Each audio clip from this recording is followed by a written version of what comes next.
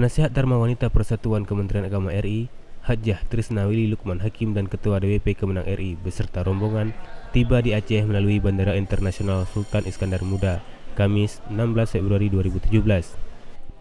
Kedatangan rombongan DWP Kemenang RI disambut oleh Ketua DWP Kanwil Kemenang Aceh, Hajjah Nur Azizah beserta anggota DWP Kanwil Kemenang Aceh dan juga Kakanwil Kemenang Aceh Muhammad Daud Pakeh.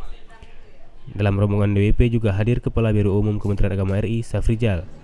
Dari bandara, rombongan menuju ke PD Jaya untuk penyerahan bantuan kepada korban gempa dan disambut langsung Ketua DWP dan Kakan Kemenak PD Jaya beserta jajarannya.